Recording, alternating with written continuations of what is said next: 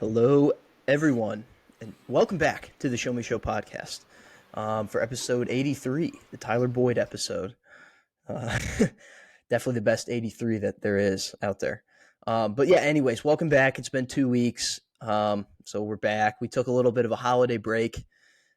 We talked about doing an episode, but then we couldn't find the time. So we're busy with holiday stuff and just being infected.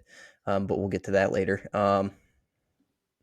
Yeah, let's get into the NFL week here on today's show. Obviously, we'll do that. We got some baseball talk with the Cardinals. They signed quite a few people to their roster, and then also college football. It's the last week before the bowl week starts. So we get conference championships this week, and a lot is at stake. We'll talk about some of that stuff going on, and then we'll get out of here. I'm on a time limit today, so expect this to be no more than an hour and 15 minutes at the latest. So, yeah, Cam, let's get into it. Obviously, we didn't have a show last week, but I did picks, and I think we determined I went 11-5. So that's not bad for the full week, full Thanksgiving week, no buys, 3 games on Thursday. I'll be honest, I watched the only game I watched was the first half of the Cowboys Commanders, and then I went to watch my Arizona Wildcats beat Michigan State. So You didn't watch the Packers game? I didn't. I was eating. I was driving, and then I was eating during that game. Um, and then I didn't even realize that we were up until I got like a notification for halftime, and it's like, oh, they're up by 10 at halftime. I'm like, oh man, we might actually win this. Um, but yeah, the Packers are Packers, back. they're back. They're back. The waxing gibbous moon. Cam, you tried to talk me into it that morning. The waxing gibbous. But I threw my stat out there that 6 of the last 7 years, either the Packers or the Lions have swept each other in the season series. Obviously, the Lions won earlier this year. I was going with that, and just the fact that the Packers haven't been playing good football literally at all this year.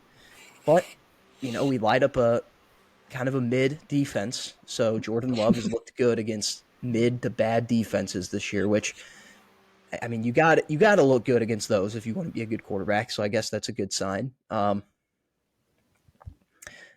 they're back. They're 5-6. They're a half game out of the playoffs. Just 2 weeks ago, I think I said that they were dead. The season was over. Just tank. Because that's what I had not seen anything positive at all. And then all of a sudden, now 2 weeks go by. The Vikings lose twice. The Seahawks lose twice. The Packers win twice, and now they're right here. I don't know how to feel about it. It would be cool, I guess, if we sneak into the playoffs because we are the youngest team. But at the same time, like, we're not going to win the Super Bowl, so it is what it is. Um, that's about it. Yeah. Jordan Love looked good. Yeah. Christian Watson woke up. Yeah. Lions looked not good, and mostly Jared Goff. And I hate to say it because I like Jared Goff, but he's he struggled two weeks in a row pretty much. Um, this was a shocking game. The Packers would not have won this game if they didn't get out to such a they jumped out on the Lions. They scored like 20 first half points, and they were mostly in the first quarter, and it just happened like that. And without that, they wouldn't have won. And in the final score, I think it was 29-22, something like that. The Lions scored a late garbage touchdown. I mean, the Packers they won that game soundly. So you got to give it to them. I mean, like I said, the Packers kind of back a little bit kind of back. They don't have that hard of a schedule either. No, it's actually incredibly easy. I think there's a game against the Panthers, Giants, Vikings are still on there, Bears are still on there. You got some Bucks. You got some very winnable games on the schedule. Mm-hmm. So it could actually happen because somebody does have to get the 7th seed. That's just how it is. So somebody's got to get it. It's kind of like a race. I mean, it's a race amid, Luke, but we know that. It's a race amid between probably the Seahawks, Rams, and the Packers. But somebody's got to get it, and somebody could do something. Who knows? So, Well, actually, it's kind of a four-way race for the 6 and 7 seed right now between Seahawks, Rams, Packers, and Vikings. yeah, So true. Vikings are still in there as well. Um, but yeah, that I'll be honest, I watched just about every snap of that game. So I was there you go. excited for some feast football, um, and I enjoyed that game. I don't know, the Jack Harlow thing wasn't really my thing, but that's all Yeah, right. that was weird. And then Commanders Cowboys final score is 45-10. Cowboys beat up once again on just a really bad team. One thing to keep in mind here is that the score at halftime was 20-10. Was still a football game at halftime. And then And then yeah, Dolly they Parton kind of came out, and all of a yeah, sudden, Mike McCarthy's like, "All right, guys, we gotta just run up the score now." yeah, Um, yeah, they even taunted them. They brought that turkey out of that Salvation Army bucket. They hid a yeah, turkey in there and then started eating it after a touchdown. It's low. Jack yeah, Del Rio, the Commanders DC, got fired after the game. Yeah, yeah. it I was think bad. the only the only other notable thing from this game was that Deron Bland got his fifth pick six of the season, most in NFL history, all time. Nobody's ever done that. Not Dion, not Ed Reed, not nobody's ever done that sort of thing. So that was pretty cool to see on Thanksgiving too. Like, Yeah, and the crazy thing is, it's only week 12 now. Pick sixes are hard to come by. He could go the rest of the year without getting one. He could go the next season without getting one. They're not, they don't happen very often. But theoretically, it's only week 12. I mean, he could get, if he wanted to continue at even like half the pace he was at, get like 7 or 8. That would be like insane. So it's definitely possible. And his coverage grades are insane. He's kind of like just a cool little story that just popped out of nowhere, a little blip, if you will. So, yeah, yeah, Sam Howell, definitely. I mean, he didn't even start the year. He wasn't even the starter at the beginning of the year. So um, yeah, that's cool for that. Dak Prescott. The only thing I have on Dak Prescott is that in the media, what the media likes to do is build a guy up. Like when he comes into the league, he's really fun, and then when he doesn't win immediately, he gets torn down and like this guy sucks. This guy stinks. We saw it with Kirk Cousins. We saw it with Russell Wilson, kind of in like a smaller scandal, or not scandal, but stage.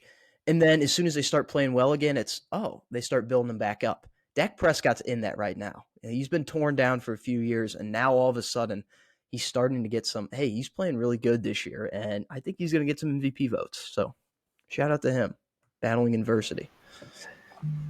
yeah. And I wanted to just say, Sam Howell, it was a tough scene. Had an awesome touchdown run that reminded me of his touchdown run against Georgia Tech his sophomore year, where he just like bounced off some people with his fat and stuff. It was really cool. But other than that, I think he had like 300 yards and obviously the pick six. So wasn't very good. They couldn't score. Moved the ball, couldn't score. So it Yeah, doesn't really work in the NFL. Um, the next Thanksgiving game, the only thing to note about that was that it was a palindrome. 49ers 31, Seahawks 13. Cool jerseys that game, but mm-hmm. Gino is noticeably hurt. Um, Yeah, it's tough in Seattle. The the 49ers same, are healthy and they're playing well. yeah. That's And that's then about it. Dolphins Jets. Dolphins blow out the Jets 34-13 on Black Friday, and Tua still turned the ball over 3 times. Like, to win by that margin and have 3 turnovers, very impressive. 34-13 win to three I don't know. touchdown win. I think that's more of a testament to how bad the Jets are right now. Their offense is just nothing. They have no answer. Their answer is Aaron Rodgers coming back I in 3 weeks. guess, but I mean, they still get paid to play football. So winning by 3 touchdowns in the NFL, because people always say you don't win. Usually, they always say you don't win. Uh, if you have more turnovers than the other team. But coaches always say when you're in the 3 to 4 turnover range, you almost never ever win, especially 4 turnovers. But I mean, they won by 3 touchdowns and they had 3 turnovers. So It's insane. yeah, Yeah, that's a Tim Boyle, the world's greatest bank robber, was starting in that game. So it just crazy. amazes me how he just continues to play in the NFL. Yeah. Buccaneers Colts sneaky good game. Colts I are don't know if sneaky I good. watched. I don't know if I watched a second of this game. I got home kind of like late in the red zone witching hour window. And I saw most of the witching hour. They didn't really show this game that much, and I guess it's because it was just I don't know, maybe two more teams that it doesn't matter that much, except it kind of does for the Colts a little bit. Um, but they sealed the deal late, 27-20 win. I don't know. I think Steichen's just a good coach, I guess. Yeah, And then I don't know. They're just fighting. they They play well just at home. yeah. There's not a whole lot I can really nitpick or point out from that game because I didn't really get to watch it. But I guess point out is that right now the Colts would be in a playoff spot, but I think we all know that that's not going to happen. They will just they'll mellow out. They'll probably go 8-9, 9-8, something like that. Barely miss the playoffs. But right now, this is good. This is good for the Colts. They know they have a coach, and they know that they have their first round QB coming back next year. So, as for the Bucks, I don't know. Todd Bowles is sad. yeah. Um, Tommy DeVito beat the One, Patriots, kinda 10-7. yeah, I He's guess. taking over New York. Giants are That's a game and a half out of the about it. playoffs. How about that? That's disgusting. I don't really want to talk about that. Steelers Bengals. This was an interesting thing, Luke. So we had first Matt Canada list game for the Steelers, Yes. and they go over 400 yards. First time this season because First no time Matt Canada. since Matt Canada was hired. Exactly. So a while, by the way. And then Bengals, obviously they're starting Jake Browning, only put up a measly 10 points. Steelers also like they only scored 16. Like let's not blow this out of proportion. They did drive multiple times, but like I don't know. Pat Fryermuth had 120 yards. They used him in the middle of the field, which Matt Canada did not allow whatsoever. It amazes me how long they kept him. Like he clearly was the issue for the offense. Like sure, that's not like a juggernaut of an offense by any means, but like whenever Yeah, all you do is just run the ball with Najee Harris up the middle with one of the worst O lines and just throw to the like a 5 yard out route every time, you can't expect to move. It's what the Bears are doing right now. It's like, how do you expect to move the ball? You yep. can't.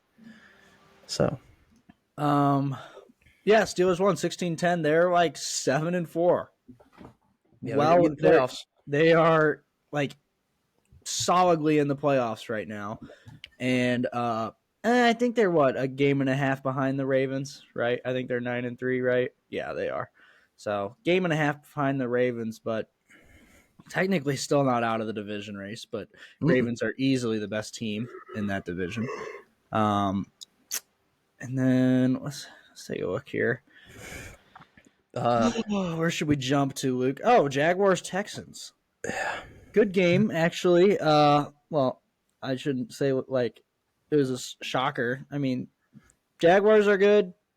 Texans Texans are are good. also good. I mean, that's just the moral of the story here. CJ Stroud almost did it again.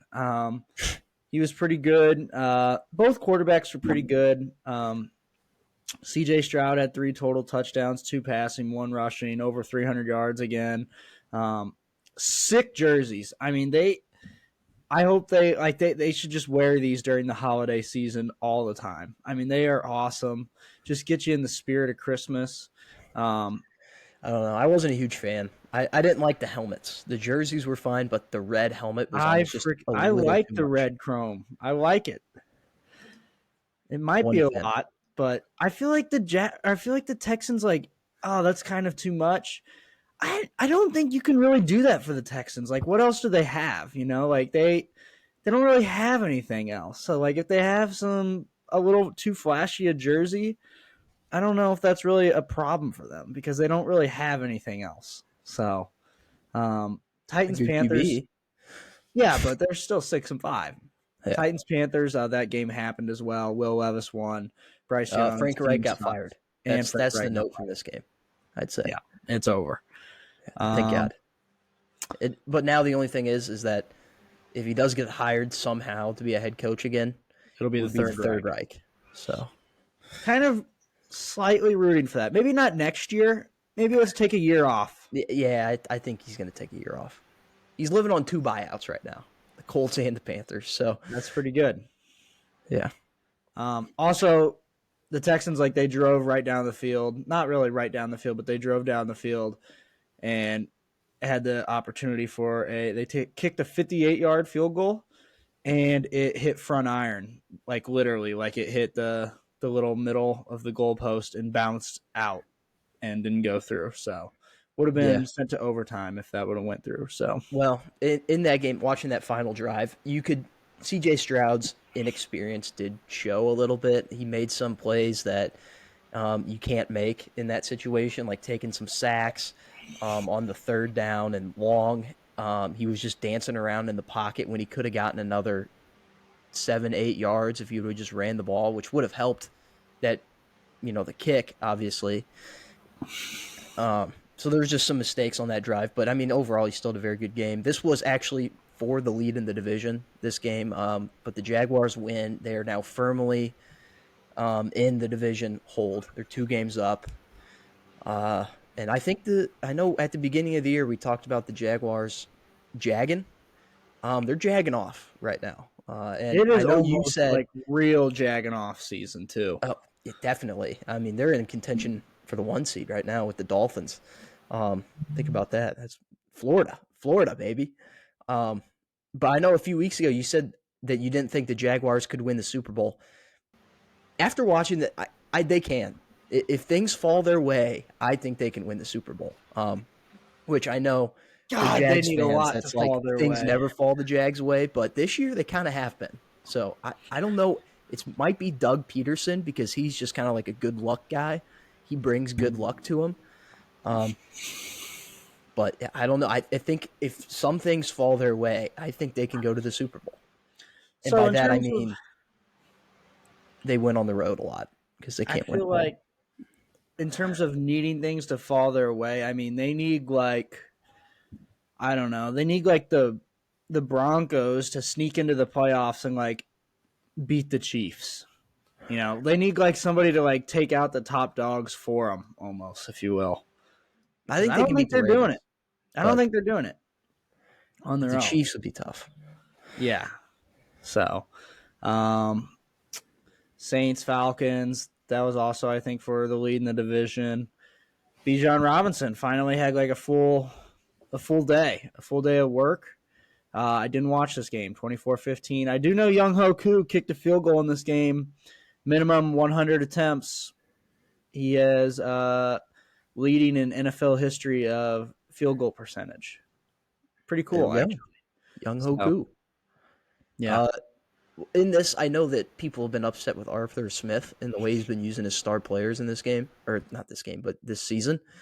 I do like his approach with Bijan Robinson because we've seen in the NFL when you overwork a young running back that like just fresh legs, they disappear and they're not as good. So kind of just like managing Bijan throughout the year, it's going to help his career, obviously, but it's also going to help him this year down the stretch, I think, to be even better. So I like that approach with managing a good running back like that.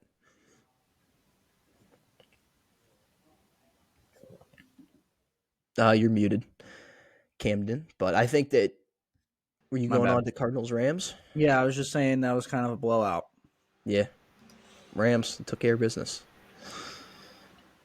Kyron Williams came back for the Rams, and He he came went off back. like a maniac. So, yeah, shout out to the Vianney alumni, if you will. Yeah, Um, Broncos Browns. This was one of the better games on the day, at least like going into it. Two teams that have been hot. Let the Broncos continue their tear. They're now, was it 6-5 on the year? Yep. Um, yeah, they're right there for the playoffs all of a sudden. Like, I don't know what happened, but Russell Wilson has been playing very, very well.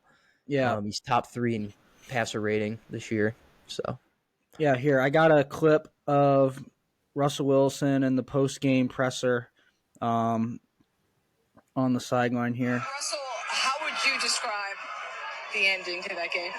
Another day, another victory for the OG, taking down the sweats, the imposters among us. So yeah, that was they're on a tear right now. Russell Wilson's back too. Like he actually looks good, Luke. yeah, he's looked good the whole year. Even when they were losing, he looked fine still.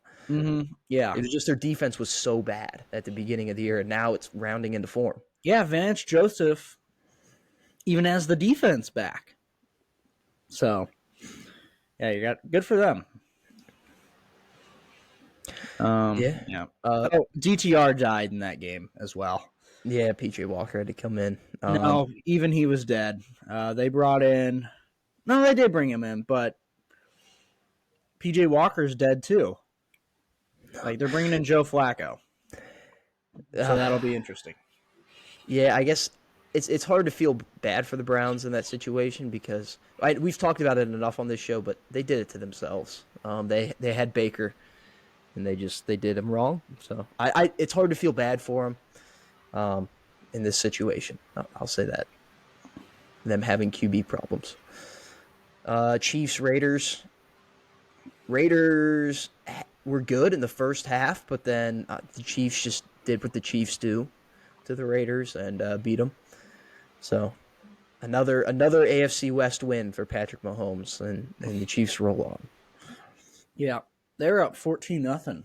Raiders were, and flipped on its head pretty quickly, as it typically does. They've done that before too. Jumped out to a big lead on Mahomes and the Chiefs, and Mahomes and the Chiefs they just always come back against the Raiders. You can just pencil that in, like even if the Raiders jump out to a big lead. So, yeah. Bills Eagles. This was probably the game of the day. Eagles came back multiple times. They had a huge kick by Make Elliott late in the game in the rain. It was I didn't think there was a chance he was going to make it, but he did, nailed it. And then in overtime, a couple mistakes from the Bills, and the Eagles survive with another win. They're on fire right now. Yeah. Couple of things from this game. That kick, that 59-yard kick. I think that's one of the best kicks in NFL history. I really do. Not the greatest weather, and it was one of the clutchest kicks I've seen. And very, very, very long kick, but just a super duper clutch kick as well. And then my other thing from this game is I have no problem giving Josh Allen shit on this show and kind of tearing him down a little bit because he's on a pretty high pedestal.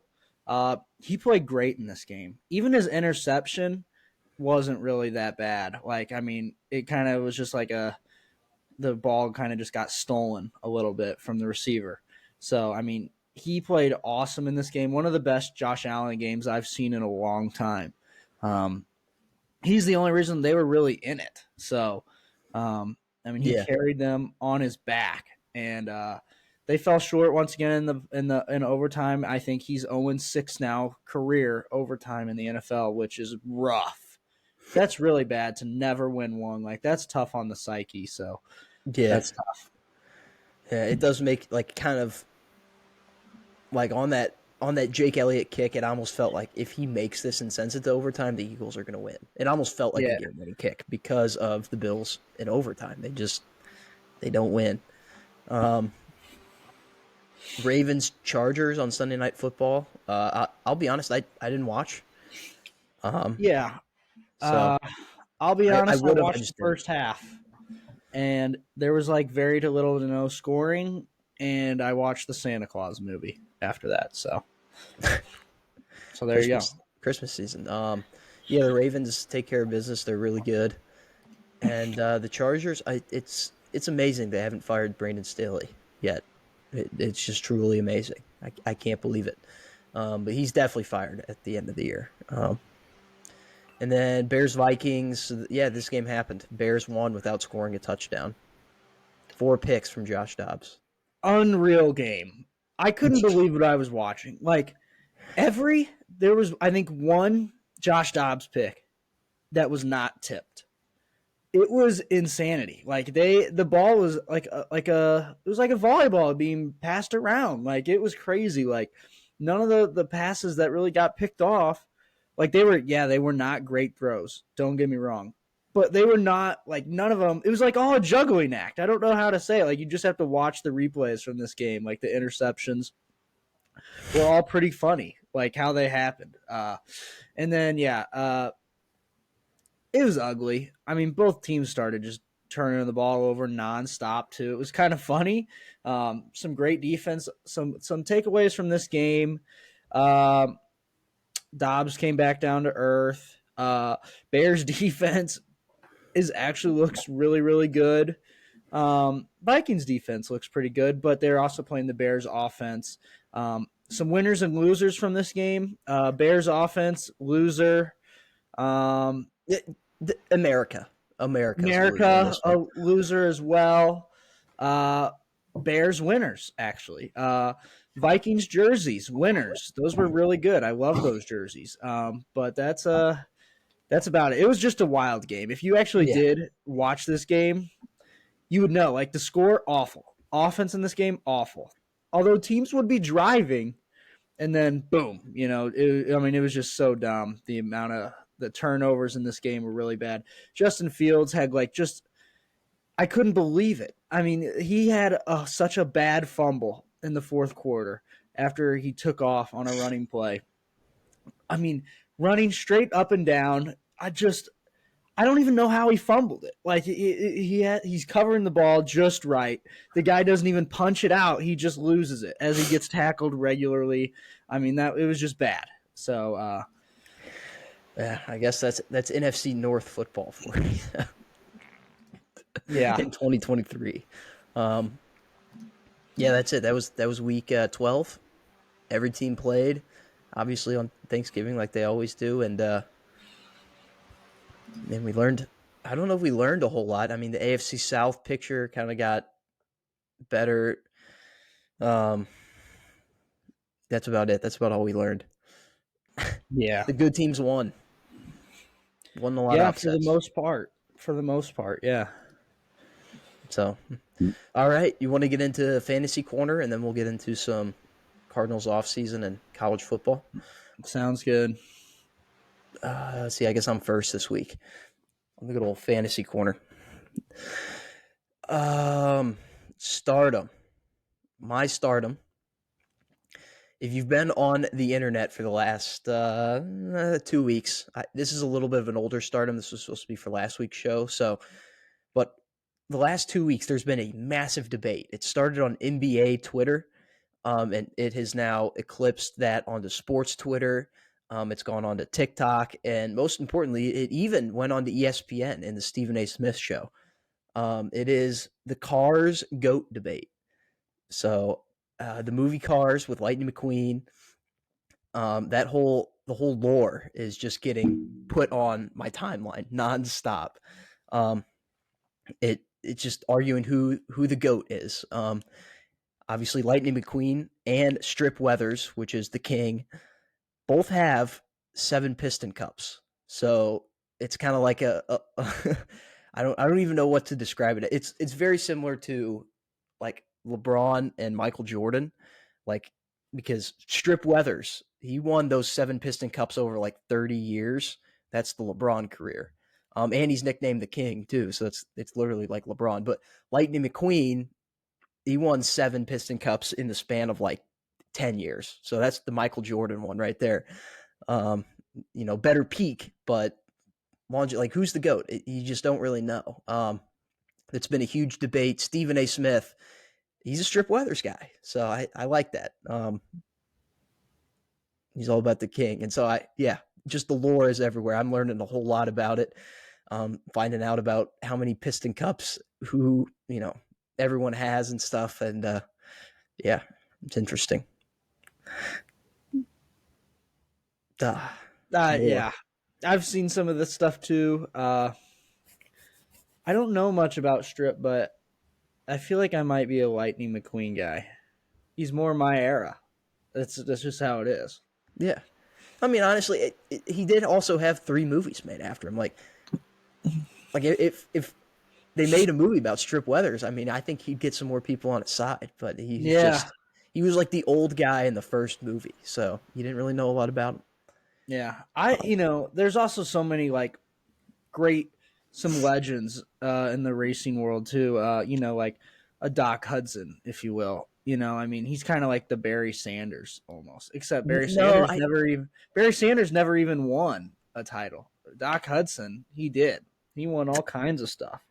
yeah, he's almost like the Len Bias. Like he just had so much potential, and then he had like a devastating injury. Although he didn't die, but I mean, Yeah, it ended his career short, and it was just like what could have been with Doc Hudson. So yeah, exactly. 3 out of 4 years won a Piston Cup. That's insane. Yeah, I mean, Um, crazy numbers. Man, I love it. I love getting into the lore. I know I was having a conversation with you last night about just getting into lore in general and like appreciating lore, and this is one of those where I'm just like learning about it and just appreciating it. So, shout out to the cars debate, the goat debate. It's very intense. And then my situm, I have 2 of them. The first one is Black Friday sales. I was very disappointed. I have been disappointed the last few years. I just feel like businesses aren't really doing Black Friday sales like really good anymore. Like it's just normal sales. Like that I want something that's going to bring me out of the house to go into that big crowd to maybe even fight with some people. Like give me like 60% off of a TV. Now it's just like, "Oh, you come and you get 10% off." Like that's just a normal weekend sale. That's not I don't know. So sit Black Friday. I'm done with Black Friday. Everyone goes out, makes a racket for no reason, just because tradition, I'll be lore, honest. lore. I think it's kind of because what you're saying. It's because of two things. It's because of what you're talking about right now. The deals just aren't as crazy as they used to be, and it also has a big thing to deal with online shopping. And I know you just say that people just make such a ruckus and racket about it.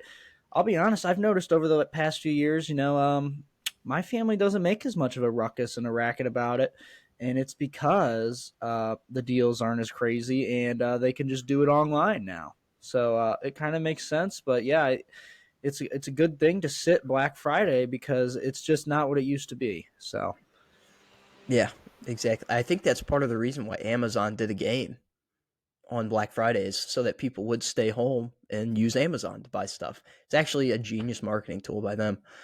Um, yeah, I mean, you can get the same deals online that you can get in stores. So it's like, why go out? So sit Black Friday sales. I'm done with them. And then my other one is the No Fun League, otherwise known as the NFL. Uh, I don't know if you saw this, but there was a story about the one, like the camera guy that Tyreek Hill took his camera and did a flip with it, and then they suspended that guy for the rest of the year, and they hinted they might do it indefinitely. Which, after the backlash they're getting for it, he's definitely coming back next year. Um, but it's just he was just sitting there. He was having a good time. It was a good celebration. The NFL posted that celebration all over, and then they proceeded to ban the guy from NFL games the rest of the year. So it's just, you know, hypocrisy at its finest with the classic NFL. NFL. Yeah. Yeah, classic. Like, what do you expect, honestly? And then my sleeper is random infections, and that's because I've not had a fully healthy day since last Monday.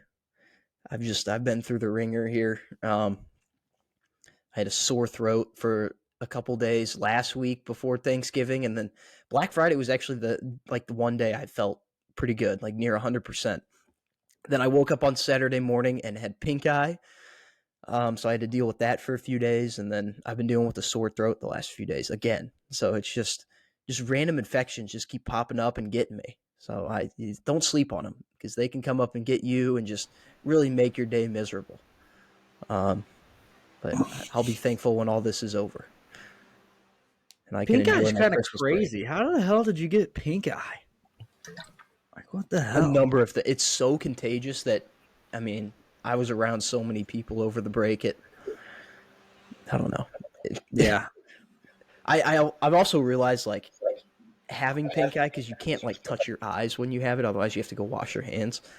I've realized how much I, like, touch my face. Like, I'm touching my eyes, scratching my nose or something. Yeah. You just don't even realize it until you have to notice it. So that could be something too. Like, I just randomly touch my face being around so many people, and then it could just, I don't know. Yeah. That makes sense. All right. Uh, my stardom is Spotify users, because they got to enjoy Spotify Wrapped yesterday. And today, if you haven't checked yours yet. But every year, it's just like such a nice, fine little treat during the middle of a week. They just drop it on your head, and it's pretty cool. Every single time is really cool. This year, they had some new stuff. Like, I think some of the new things they had this year, like certain months, like your top artists during certain months. They gave people like nicknames for like mine was the hypnotist because I listened to albums all the way through. Just cool stuff like that, whatever. And then it just gives you all your cool stats as well, And I know, like Apple Music people, like they absolutely hate this day. They absolutely hate Uh, Spotify Rap Day. I actually don't. I don't hate it because they have their own little thing. The Apple Music Replay. I checked mine yesterday. It gives you your top 15 artists, your top 15 songs, top 15 albums. I mean, it's basically the same thing. Just But you don't not have nearly as cool. the lame nicknames that are just kind of dumb. Don't be like this. It's not as cool. It's not even close I to as think it's cool. just as cool, honestly. It's not I nearly checked as it and I cool. got the exact same set of Nobody stats ever, from it. nobody ever fucking posts their Apple Music replay. I'm Nobody's ever done that. It's because not a lot of people listen to Apple Music. There's a reason for that. I'm just Spotify people standing on their head yesterday. Good day to be a Spotify user. My sit-em is Josh Giddey, Luke. Yikes. And as of right now, hasn't broken any laws that we know of, but I'm still going to sit him. It's a tough situation because to have this going around you while you're trying to play basketball at a professional level can't be easy. Karl And so Malone did it. I'm going to sit him. Yeah. Well, Karl Malone, I wasn't around, so I have no idea if this even kind of thing was following him while he was playing or if it was all after he was done that they found all this out. But yeah, Josh Giddey, definitely having sexual relations with a 17-year-old. So in Missouri, that's protected actually by the Romeo and Juliet laws. I think it's the same way in Oklahoma too. Apparently, the family of the girl is also in a little bit of hot water because apparently she may have lied about her age. But I think she's honestly just trying to protect Josh Giddey. She likes him that much. And then the family is not being cooperative with the investigation, which is honestly kind of funny. Yeah. So that gives you a sign that's like maybe Josh Giddey wasn't in the wrong here. Yeah. Like, I agree. Cooperating with it. Like they're not trying to get him Exactly. like arrested or something, which means that either one, they like him a lot, or two, they know he did nothing wrong. Yeah. Or there's also some stuff like, like I said, the family could also maybe be in hot water because the girl may have lied about her age multiple times, which could get herself in trouble too. And that might also be why they're not cooperating. Because they're probably going to get a bag out of this either way, somehow, some way. But, yeah. I'm going to sit Josh Giddey. Just until this all clears, I'm going to sit him. I think that's fair. So I think that's fair. It's I think that's what the Thunder are doing too right now. I think they're sitting them. Yeah. But yeah, it reminds me of the Wander Franco situation that happened in the MLB earlier this year. Although I don't think this one is quite as bad as that because she was 14. That girl was 14, I think, with Wander. Yeah, she was 14. Yeah, and that's a little bit different than 17. I know technically in the eyes of the law, I don't think it is, but it is. Like it just in Well, general, I think it it is is. different because Wander Franco, isn't he like? I mean, he's like 20 something. He's He's 22. 22. He's young as well, but it's still like 14 and 17. Like that's a big difference. 14. Not saying either one is right, but Well, yeah, but Wander Franco would be 22 and 14. yeah, that's a big There's difference. no law protecting. There's no law protecting that. 21 and 17 is protected. Okay, that's a good point. That's a great point, actually. Lawyer So, Cam over here. Um, anyway, okay, moving on to yeah. sleepers here. Oh, I got Hold on. two. One more thing on that. One more thing on that.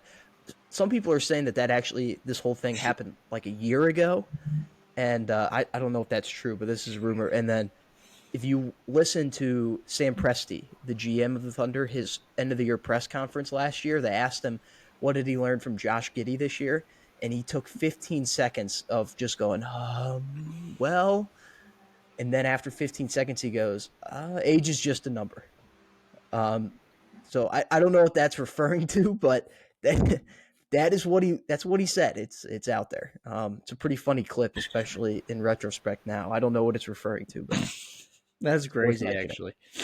Yeah, I saw another tweet too that was like from about a year ago, a little over a year ago, I think. Kind of like an off-season thing. Somebody was asking about Josh Giddey, what he's been doing in the off-season, and it was like something about just hanging out with minors at Kent State. So I don't really know what that was about either. I'll have to find that tweet and show you it, Luke. It was pretty funny. No, Like it was I like saw that one. it I was saw like that one too. freezing hot, whatever. But yeah, Flaming hot takes. yeah. Okay, my sleeper is Braylon Allen. Okay, I want to dive into this real quick. So Braylon Allen is the running back at Wisconsin, notorious school for putting out good NFL running backs, sometimes great. And he is declaring for the draft after playing his third year of college football. Now, Luke, Braylon Allen is 19 years old, and he will be declaring for the NFL draft. So I was trying to tell some people about this stat and wondering how is this even possible. Okay, well here's how it goes. Braylon Allen reclassified his senior year of high school, so like what he's actually an R grade, Lucas. So while we were playing or doing our senior year stuff, he went ahead, forwent all that, and was playing rushing for over 1,000 yards for the Wisconsin Badgers as a 17-year-old. So obviously the next year he was 18, and this year he was 19. And his birthday is later in the year, so he'll be 20 by the time the draft comes around, I believe.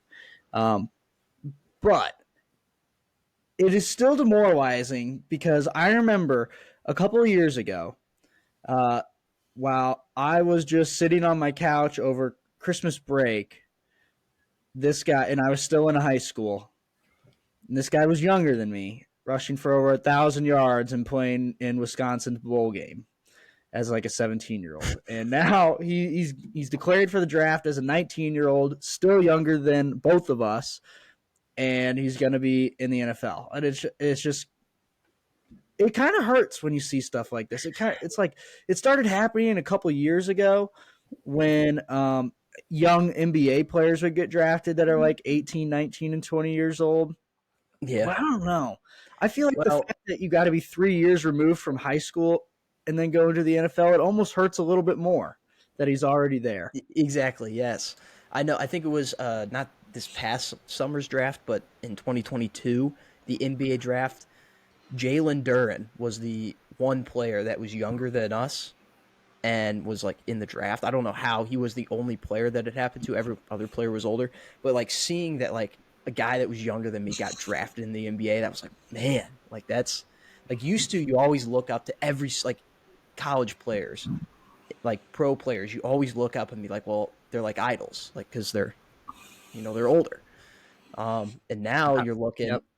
like almost every single player drafted in this year's NBA draft was younger than us, which is Mm-hmm. just weird to think about. And then now we have some NFL or some football players that like are going to be younger. We're pretty soon the MLB players will start popping up that are younger than us, and it's like, man, like this is it now. Like we're just Yeah. growing up. Yeah. Yep. And then as soon as Aaron Rodgers and LeBron both retire, it's kind of like, well, like my childhood sports is just gone now. Yeah. Um, Those so are the last big two, really. That's a good point. Um, yeah, so I just put that as a sleeper because, like, it's just sneaking up. Like, honest, like we were just talking about, how, like, these guys are just getting to the league younger than us, way more successful than us already. So, yeah. Yeah. And then my other sleeper, Luke, just a little sleepy Juan Soto news, making its way around the internet. That it looks like he's probably going to be on the move again, after just a couple of years in old San Diego. So we could see him at a new spot here as well. And they talked about this during the season. They didn't pull the trigger. I don't know if that was because they didn't have a good deal lined up or what. But what are your thoughts on this? Do you think I where do you think think he's he a could fall? fantastic player. I think whoever gets him is going to be very, very happy with his on-field play. But from what kind of is coming out of Padres camps and even Nationals camps before he was on the Padres, is that he's kind of a clubhouse cancer. Like he's a really self-centered guy. Which I mean, hey, when you're this young and that good, it kind of just happens that you're like that. You get a little bit of a sense of entitlement, but that's what he is. He's one of the best players in the league. Whoever gets him is going to get a great young outfielder for a year, and then he's going to hit free agency and sign probably the second biggest deal ever behind Otani. Um, I mean, he's a great player, but it's just clubhouse issues, off-field issues. He doesn't seem like he's a great teammate. Yeah. That's the only thing. So, but yeah, I love watching him play. He's a fantastic player. He's got great plate discipline, loves hitting the ball to the opposite field. I feel like half of his home runs are just hit to left field, which is really cool. You don't see that anymore. Um, yeah, he's definitely a unique, kind of an old school ball player almost, Yeah. if His you think about it. style. Yeah, I love watching him play, but I'd be hesitant to pull the trigger because you have to give up a lot to get a player like that. So, Yeah. but we'll see. We'll see what happens on that front. I don't expect anything to happen soon. Um, But Yankees rumors are swirling high because they need outfield. And so, Shocker. yeah, imagine him and Judge in the same outfield. That would just be insane. Um, I guess I could usher in some baseball talk here. Speaking of the hot stove, which you brought up with Juan Soto, the Cardinals have been making some moves over the last 2 weeks. They've signed three pitchers, one really good, two really mid pitchers. But I mean, hey, anything at this point after last year is just I mean it is an upgrade pretty much. It can't get much worse than what it was last year. Sonny Gray signed 3 years, 25 million a year earlier this week, and then last week on back-to-back days we got Lance Lynn and Kyle Gibson on 1 year deals. Which Lance Lynn he led the league in home runs allowed. Kyle Gibson led the league in hits allowed. So I guess if you like base runners and runs scored against your team, those are two great guys to have. But Could be most fun. importantly, they give quality innings, they give quality starts, which with the offense that the Cardinals have, that's kind of all you can ask for. Is just, hey, 3-4 runs in 6 innings, give us a chance to win. Um, which half the games last year, the starters just didn't do that. They just didn't give the offense a chance to win at all. Um, but yeah, I'm excited. Sonny Gray he's been one of my favorite pitchers over the last few years just to watch. I love watching him pitch. So I'm excited to see him in the Cardinals, that's for sure. Lance Lynn, he's just kind of a funny signing. Welcome home. Yeah, welcome back. He's the butt of the joke of the Cardinals like pitching development because we haven't developed a pitcher over the last 2 decades other than Lance Lynn, and so now he's back. He's also very fat, um, and but he's got that dog mentality. I know we talked about this earlier this year in the midseason that the Cardinals don't have a lot of dogs. Lance Lynn, he's got the dog mentality, and so I'm excited to see a guy like that in the clubhouse, bringing it. Um, he's got like 4 different variations of a fastball, which is just really weird but really cool at the same time. So, but one of my favorite parts about Lance Lynn is that when he was at the Cardinals specifically, but even when he went to the Rangers and the Twins, um, not really with the White Sox, but the Rangers and Twins, he was really good about giving up a lot of runs in like 5 to 6 innings, but somehow always getting the win. Like he would give up 6 runs in 5 innings, but the team would score 8. And so we'd win the game. He always did that. He just wins games. Just win, baby. Yeah. Over the last like decade, I think he's like a top 5 wins leader in the MLB. Like it doesn't make any sense. But so that's actually really a good guy to have on your team as a guy that just somehow by the luck of the draw just wins games, because that's ultimately what matters is winning games. So it's not going to be pretty when he's on the mound, but it will be fun, and that's what I'm excited for. And then Kyle Gibson is it is what it is. He's a St. Louis guy, went to Mizzou, got a lot of family around here, and even in the Washington area he's got some family connections. um, Yeah, his so wife's from Washington. yeah, very very local connections there, with Kyle Gibson, so that's kind of also a welcome home. But with all 3 of the guys, they had in common they wanted to come to St. Louis, which, I mean, after the whole Max Scherzer debacle, I'm not sure that that means anything, but it is what it is. I guess maybe they've come around on that. So we got 3 new pitchers.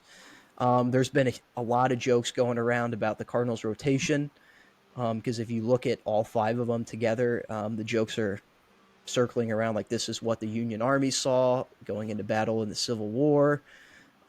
This is what the Congress people saw on January 6th. All those jokes are going around about the Cardinals rotation. I love them. It's funny, but I mean, that's kind of at the same time, that's kind of the Cardinals thing. Get the widest rotation that you can, and then have one black guy on offense. Yep. People So, pleasers. and it works, and the Cardinal way, it works. um, so yeah, I don't know what your thoughts on it are. Kind of similar to, I mean, why would you not be happy with the Sonny Gray signing, even though he is a little bit older? Why would you not be excited about that? Now, I feel, you know, it's like kind of what you just said. The other 2 guys, you look at it, you're like, one gave up the most home runs last year, and he's definitely on the back end of his career, and that's obviously why it's a 1-year deal.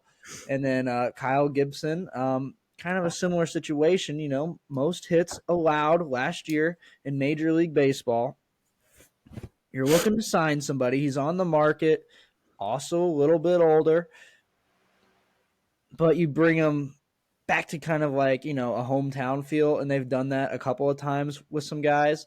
So it'll be interesting, but it's clear and obvious. They signed one good guy. You hope pans out for him, and then they signed 2. Mid. You signed 2 middies. We'll see what happens, and you just kind of hope for the best. You're not going to really develop these guys they're vets. Yeah, they They're are what they older. are.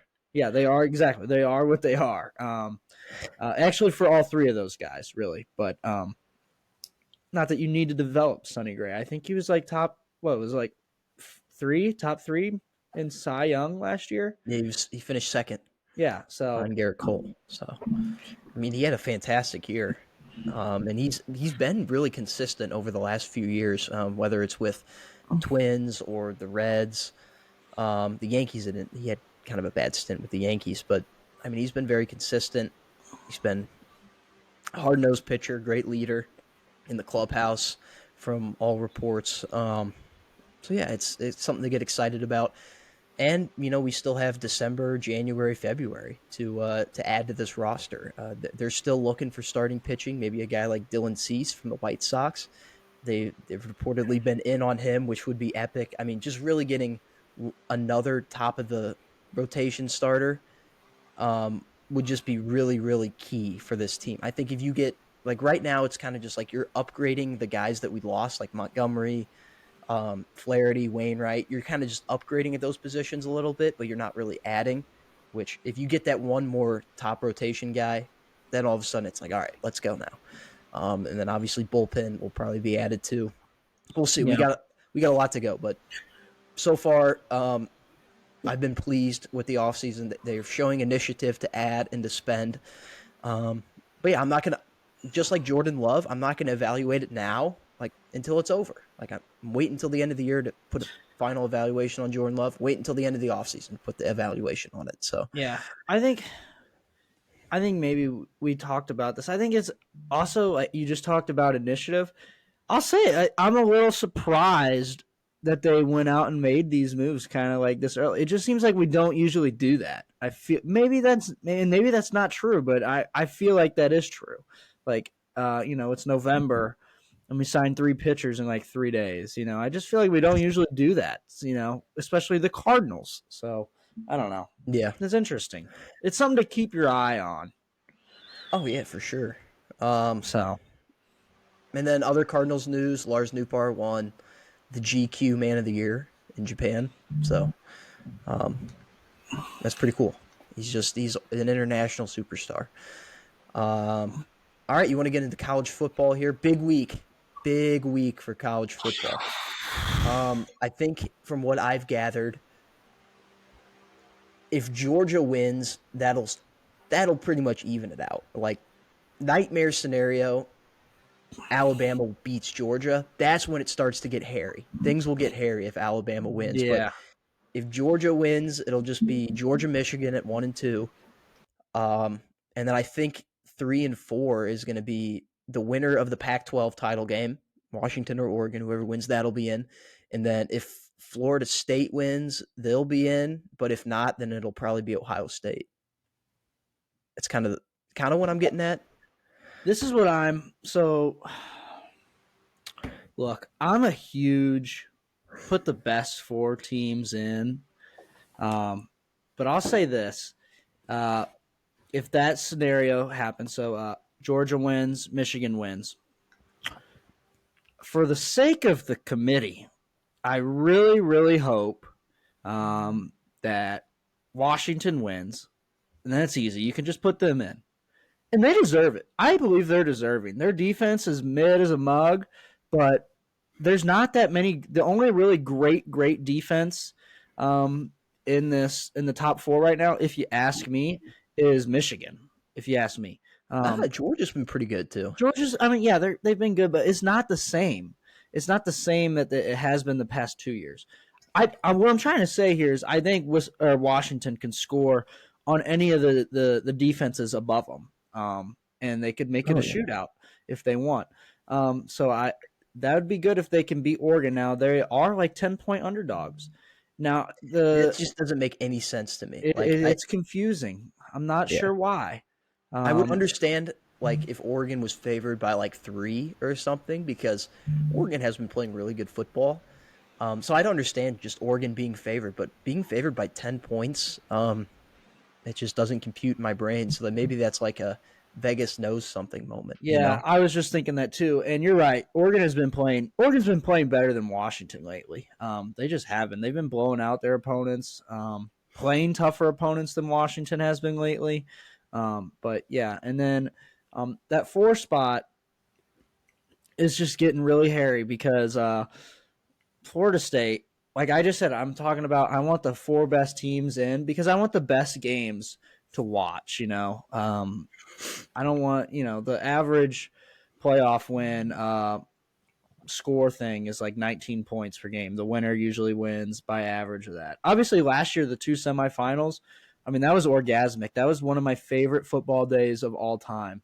TCU, Michigan, Georgia, Ohio State. Literally one of my favorite football days ever. And you hope New for Year's that. Eve. Like right Yeah. after that, it flipped to the new year. Yeah, exactly. I mean, you hope for that sort of thing.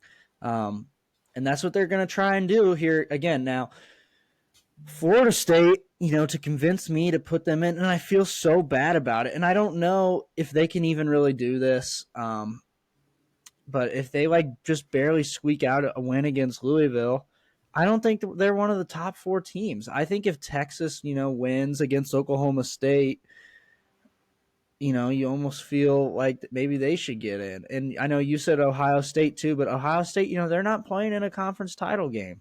I don't know. I feel like those conference title games should matter a little bit. Now, if Florida State does win, I won't have that much of a problem with it being 4 undefeated teams in. I'm just not going to have that much of a problem with it. You can't complain about that. Yeah, like I said, I would agree with the top 3 all the way down, and Florida State would be my iffy one. And it's just because I've watched Tate Rodemaker now 2 weekends now. I watched him finish the game against North Alabama, and I watched him play Florida. He's no Jordan Travis, I'll say that. And that's all you can really say about it. They're not the same team without Jordan Travis. The defense is still playing hard-nosed for sure, but because nothing's happening there. Verse is still a really good edge rusher and just a force up front, but it's just not quite the same.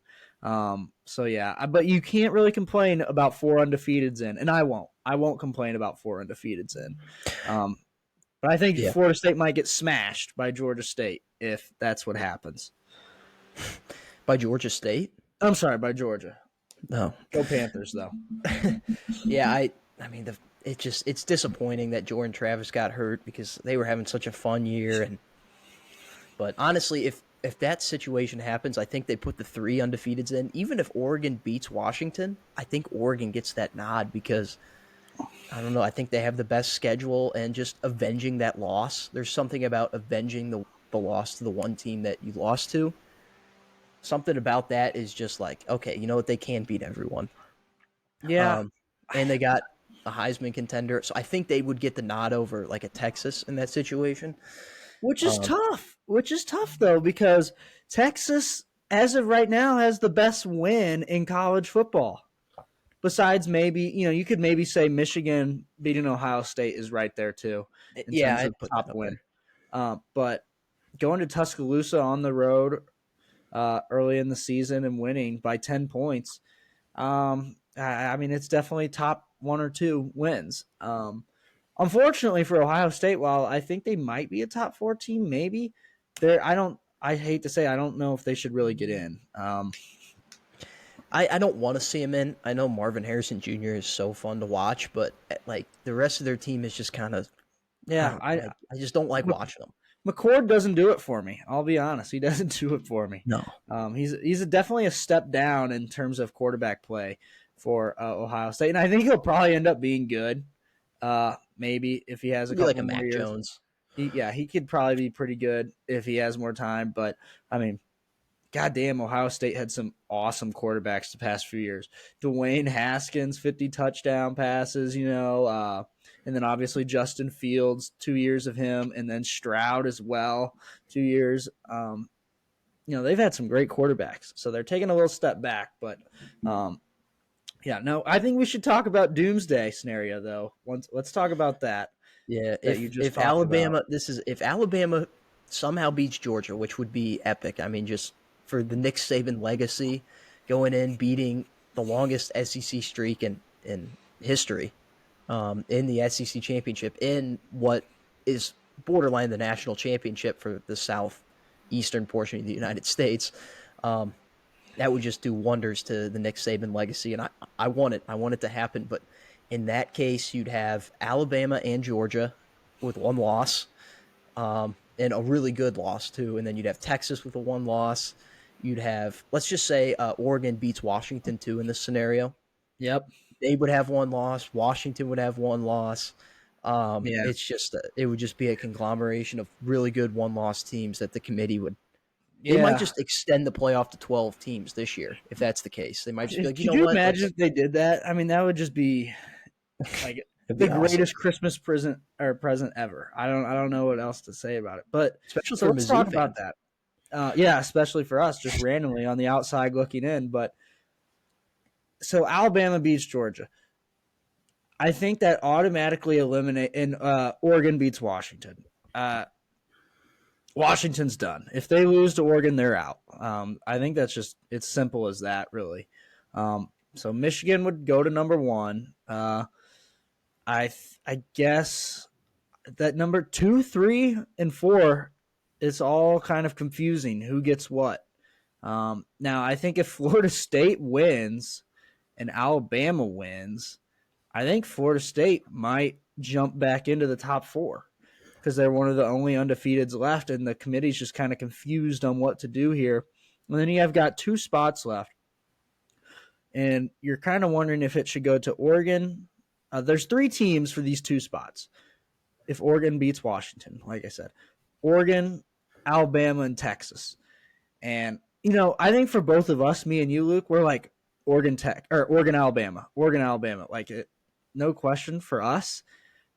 But like I said, Texas has that super meaningful win. And what if they win? If they beat Oklahoma State too, like they just won their conference championship too. Well, they'd have to, They otherwise they have wouldn't to, be yeah. considered. Yeah. Yeah. If they obviously they don't, it's not even a question. But I just don't know. It's just so there's no, it's a lot. Actually, it reminds me of the BCS computers because like they just determine the BCS computers just get to work and they just print out an answer for you. The committee, they like value strength of schedule, best wins, close losses, all this stuff, but it's all subjective, really. It's not like there's no. I don't know how to say it. Like it's like the how the NCAA tournament. If you're like group of 5 or whatever, you pretty much got to win your tournament to get in a lot of the time, something like that, and then you can punch your ticket. There's no for sure answer for you to get in a 4-team playoff, and it's subjective. They like it's just so weird. So these 3 teams, they all have a great case to get in. What are you going to do? There's been some talk like the Pac-12, holding them out of the playoff. Who's really going to get pissed off? There's no Pac-12 after this year. You think Oregon State and Washington State give a rat's ass if Oregon or Washington doesn't get in? I mean, they're leaving their ass in the dust. Yeah. So they'll be happy, actually. Yeah. I mean, yeah, I guess my thoughts on it is that I'm rooting for it. I hope that happens. That would just be awesome. Yeah. It would be so disgusting. So I'm rooting for it as well. In just that because scenario, of Nick, too. Yeah, that scenario, you had Michigan, obviously moving up to 1 in that scenario. Did you have Georgia in there, too? I didn't. I think that's a playoff game. As crazy as it sounds. And Georgia's a top 4 team. Like, they should be in. They should be in no matter what. But I don't know if you can play that game this year, You know what I mean? Like, and this is actually a lot like the BCS computers because back in the day, the BCS computers, late losses, and this is what the 12-team playoff is going to eliminate a little bit. Late season losses, whether it's, if Georgia, say they lost to Georgia Tech or if they lost in the SEC title game, late losses in the BCS era completely ding you. You're pretty much out of it, no questions asked. Nowadays, they've lost in the SEC championship against Alabama twice and made it to the playoff. So, and they're the 1 seed right now. Or no, I think Michigan jumped. No, they're the 1. They are? We're just the 1. Yeah. So, it's crazy to fall all the way out, but it could happen. Now, I would take, in my eyes, though, Georgia is better. 1 loss Georgia is better than 1 loss Texas, even if they beat Oklahoma State. It's better than 1 loss Oregon as well. And they're probably better than 0 loss Washington, but that's not really a part of the equation. It's just. I think, me personally, I'd put Georgia in no matter what, just based off the fact that, even if they do lose this week, it's a very quality loss to Alabama, in a neutral site game, but also that they could go for their 3rd title in a row. And I think that'll get ratings up seeing Georgia in the national title game going for their third in a row. And I know that I know that the committee doesn't really care about ratings. They're trying to get the best 4 teams in, but I feel like that has to do something, like putting that in. So, but yeah, it's a hairy situation if Alabama wins. But what probably will happen is that Georgia will win, which will then eliminate Alabama and probably eliminate Texas. And then it's really just down to 6 teams, and the Pac-12 championship loser will be eliminated. And the winner will probably be in, and then it just comes down to Florida State and Ohio State. And if Florida State wins, it's hard to keep them out. So, yeah, some things that would make it easier on the committee. And we don't want to run too far, and because Luke's got something coming up here. But yeah, one thing to keep in mind that would be nice is if Louisville has some fire under their ass and can beat Florida State, and that would make it easy. That would be easier on the committee if Florida State has a loss, because then they're done, especially without a quarterback.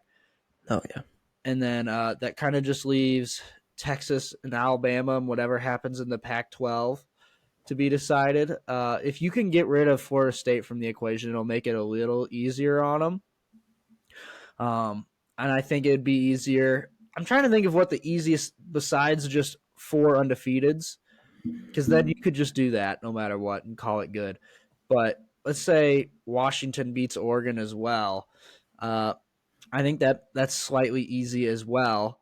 yeah. But if you add that in with the doomsday, so let's say Washington wins, Florida State loses, Alabama wins, I think you could maybe do.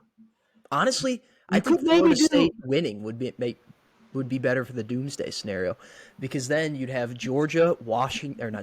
Michigan, Washington, and Florida State all undefeated, and then you got to pick the one loss team that gets in. Like, that would just be chaos. That would be chaos. I was thinking of a situation where it would be easier on the committee still doing the doomsday. So, let's see. Like, I was thinking, like, Michigan won. Might be able to jump. If you're Alabama, you beat Georgia, I feel like you deserve to go all the way up to maybe 2. Yeah. Something like that. Washington wins. Let's say they win. So they're at 3. And you could. I think you'd have to do. I think you just put Georgia at 4. Alabama. Yeah, you could do that though too. I feel like you could do Georgia at 4 or Texas at 4. I don't. But Texas. Here's the thing: Alabama beat Georgia, and Texas beat Alabama. So in that scenario, if you have 2 undefeated, you have 2 spots left open. Let's say Florida State. But if that happens and Washington and Florida State win, what are you gonna do? Because you have to put Washington in, you have to put Michigan in, and you probably have to put Florida State in, honestly. But at the same time, are you really sure that Florida State is a top 4 team in that scenario? I'm not. I'm just not anymore. Put like a Georgia, Alabama in there over them, over an undefeated Florida State, and that would just be weird. So honestly, this might be more of a doomsday scenario if Alabama wins, but Washington and Florida State also win. Like, what are you going to do then for that 4th spot? You could do Ohio State. They have 1 loss, but they didn't play in a conference championship. It's just. I think we got to be done with. I think we got to be done with Ohio State. I don't think. I think the only way Ohio State can get in is if, like, all the favorites, like Georgia, Michigan, Washington, if they all win. So all the 2-loss teams, or all the 1-loss teams become 2-loss teams, and then Florida State also has to lose.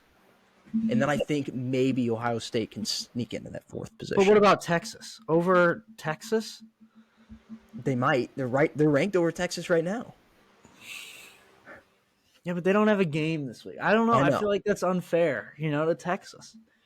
I feel like it is. It's a small chance for Ohio State, but that's my opinion. That's what I think they'll do. And I feel like the committee, too, like, if I was a committee member, I would sit to myself, Texas really hasn't shown anything this year to where, like, they can't play with anybody. They can play with anybody now. Like, if you're thinking about a blowout, if you put Texas in, I don't think that would happen. Now, same thing with Ohio State. That's just how good they are. You know, they're not going to get blown out by anybody in that 14 bracket, but it's brutal. Interesting. Yeah, It's brutal brutal. for them. It's a big week. The games to watch: Pac-12 championship on Friday, SEC championship, and ACC championship really on Saturday. Those are the three big games to watch. That's going to determine a lot of what happens. So Yeah. we'll see. I guess we'll probably leave picks for off air. We'll just do the picks separately. We'll release them. Yeah, that works. Because I got to run. So thank you for tuning in. Enjoy a great week of college football and NFL football. And yeah, we'll see you next week.